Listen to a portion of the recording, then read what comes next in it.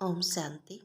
5 दिसंबर 2023 के बाप दादा के अनमोल मधुर महावाक्यों में बाबा कहते हैं, मीठे बच्चे, कल्याणकारी बाप अभी तुम्हारा ऐसा कल्याण कर देते हैं जो कभी रोना न पड़े।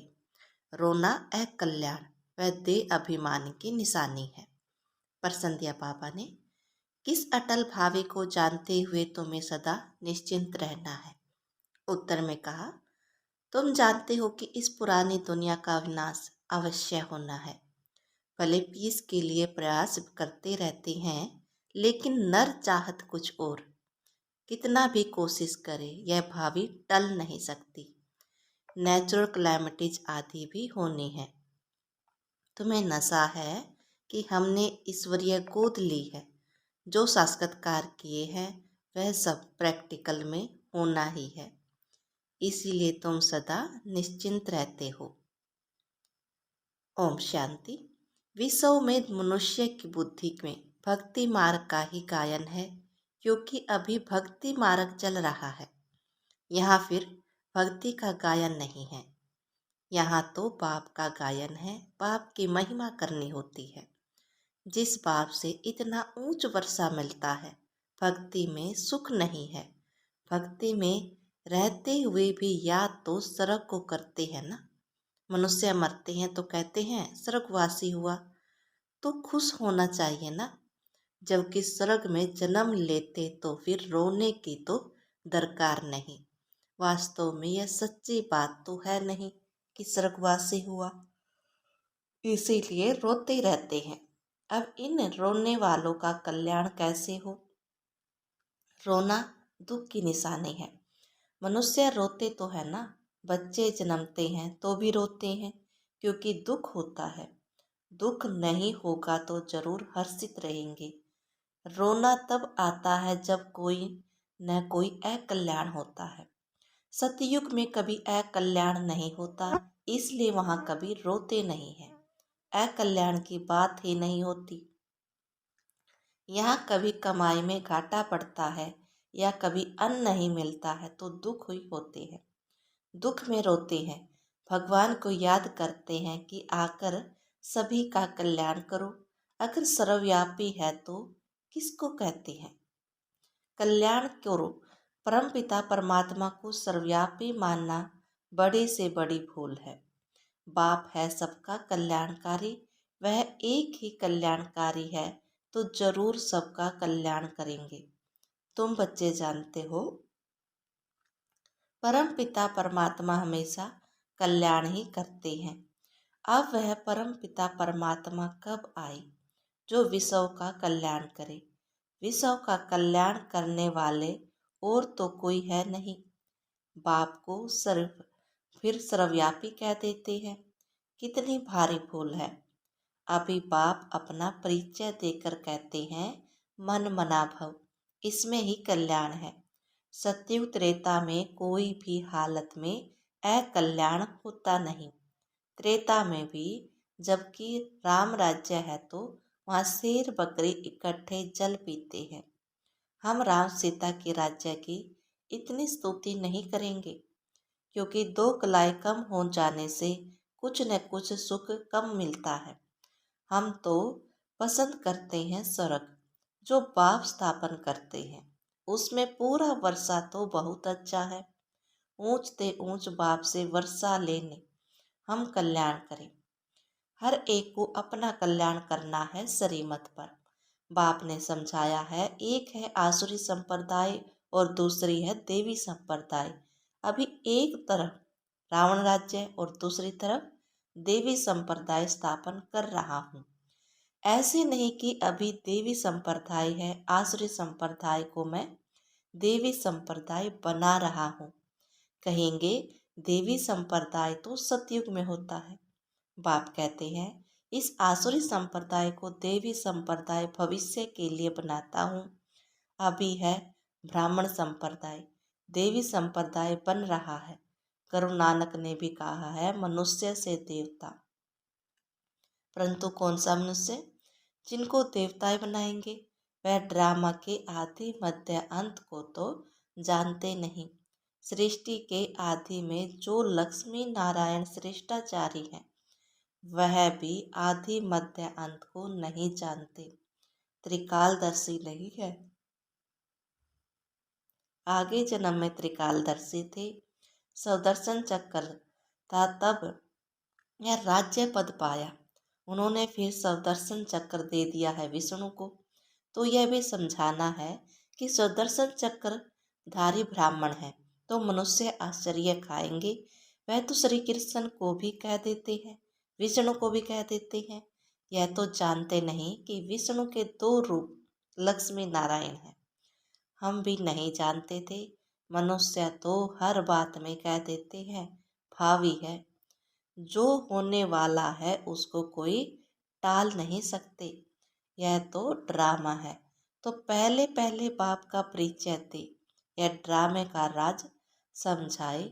सो भी जब बाबा की याद में हो, पहले पहले बाप का परिचय देना चाहिए। बेहद का बाबा शिव बाबा तो मशहूर है, रुद्र बाबा भी नहीं कहते, शिव बाबा नामी ग्रामी है। बाप ने समझाया है कि जहाँ जहाँ भक्ति है उन्हों को जाकर समझाओ। अखबार में पढ़ा, मनुष्य कहते हैं कि हिमालय की इतनी मल्टी मिलियन एज है। अब हिमालय की आयु होती है क्या? यह तो सदैव है ही हिमालय, कभी गुम होता है क्या? यह भारत भी अनादि है, कब रचा गया उसकी एज नहीं निकाल सकेंगे। वैसे हिमालय के लिए भी नहीं कह सकते कि यह कब से है। इस हिमालय पहाड़ की आयु गिनी नहीं जाती। ऐसे थोड़े ही कहेंगे कि आकाश की व समुद्र की आयु उतनी है। हिमालय की आयु कहते हैं तो समुद्र की भी बताएं। कितना भी कुछ भी नहीं जानते। यहाँ तो तुमको बाप से वर्षा पाना है। यह ईश्वरीय फैमिली। तुम जानते हो बाप का बनने से सर्व के मालिक बनते हैं। एक राजा जनक की बात नहीं है। जीवन मुक्ति में अथवा राम राज्य में तो बहुत होंगे ना। सबको जीवन मुक्ति मिली होगी। तुम सेकंड में मुक्ति जीवन मुक्ति पाने के पुरुषार्थी हो। बच्चा बने हो, मम्मा पापा कहते हो। जीवन मुक्ति तो मिलेगी ना। समझ सकते हैं प्रजा तो ढेर की ढेर बनती जाती है। दिन प्रतिदिन प्रभाव तो निकलना है ना। यह धर्म स्थापना की करनी बड़ी मेहनत है।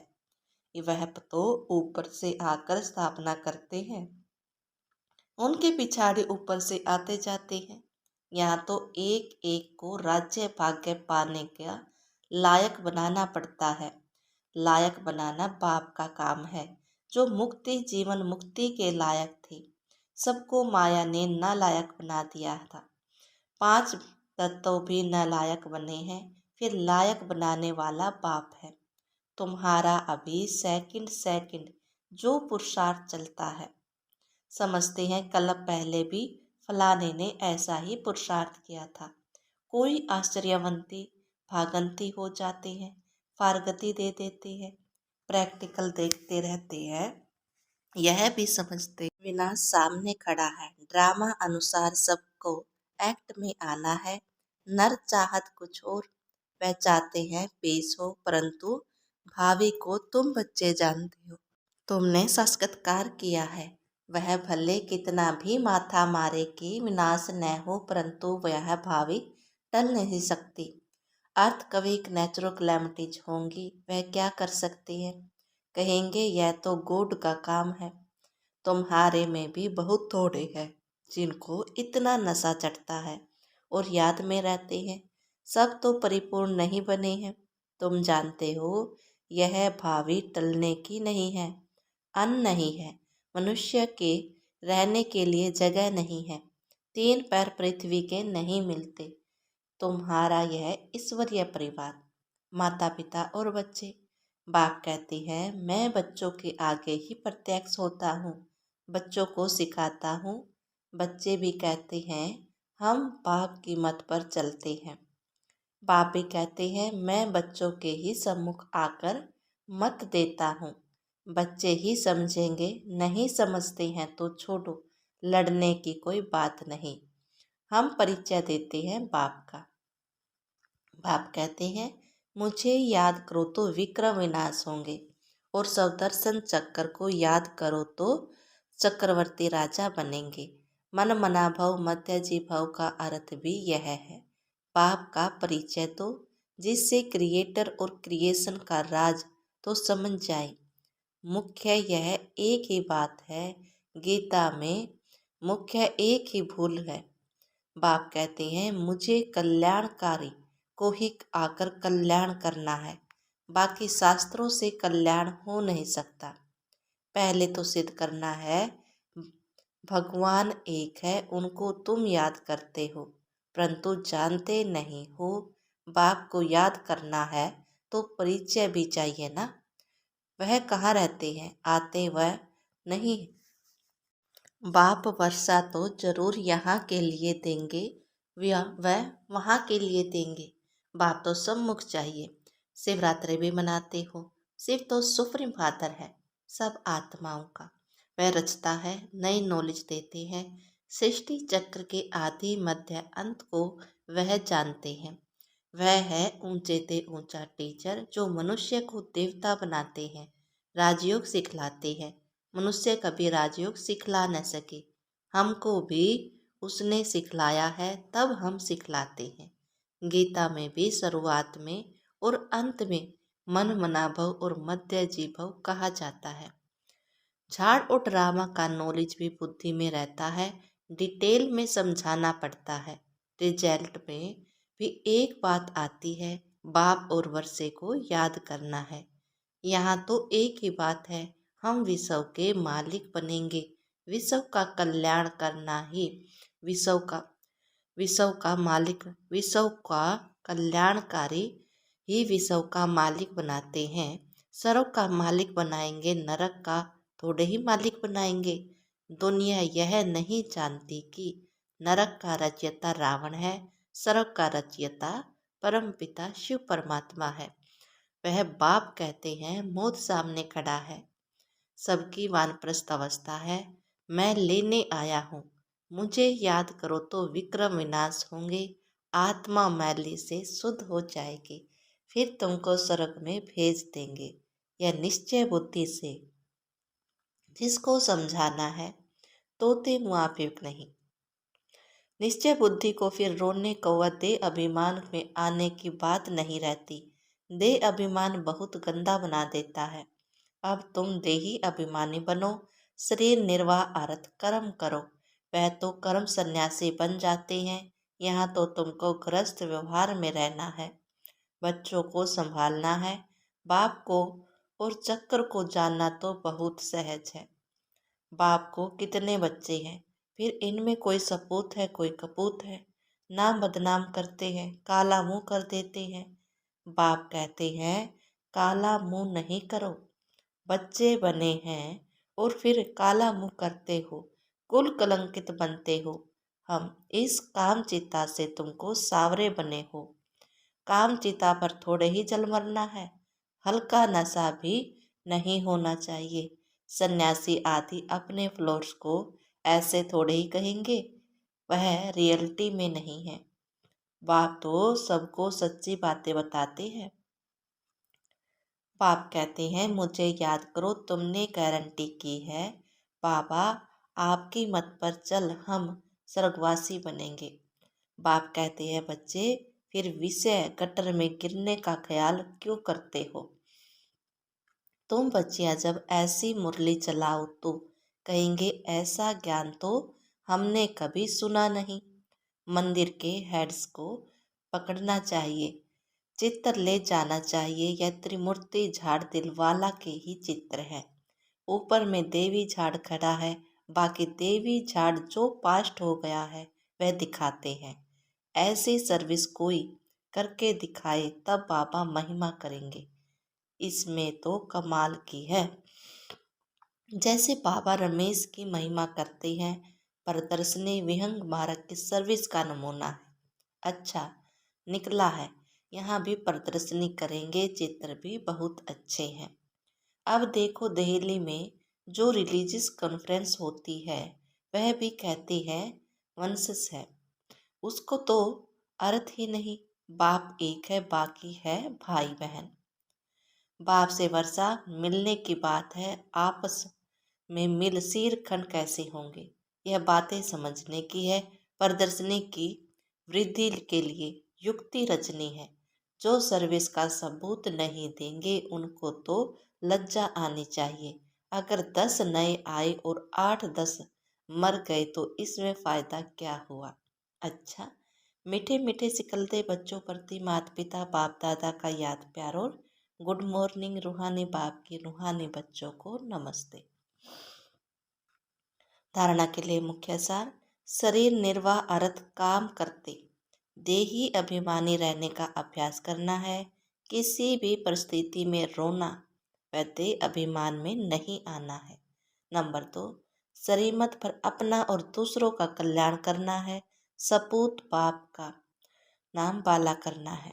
वरदान दिया बाबा ने, व्यर्थ संकल्पों को समर्थ में परिवर्तन कर सहज योगी बनने वाली समर्थ आत्मा भव। कई बच्चे सोचते हैं कि मेरा पाठ तो इतना दिखाई नहीं देता, योग तो लगता नहीं, अशरीरी होते नहीं। यह है व्यर्थ संकल्प। इन संकल्पों को परिवर्तन कर समर्थ संकल्प करो कि या तो मेरा स्वधर्म है, मैं ही कल्प कल्प का सहज योगी हूँ। मैं योगी नहीं बनूंगा तो कौन बनेगा। कभी ऐसे नहीं सोचो कि क्या करूं, मेरा शरीर तो चल नहीं सकता, यह पुराना शरीर तो बेकार है। नहीं, वाह वाह के संकल्प करो, कमाल गाओ इस अंतिम शरीर की तो समृद्धि आ जाएगी। स्लोगन दिया बाबा ने, स्वभावना की शक्ति दूसरों की व्यर्थ भावना को भी परिवर्तन कर सकती है। ओम शांति।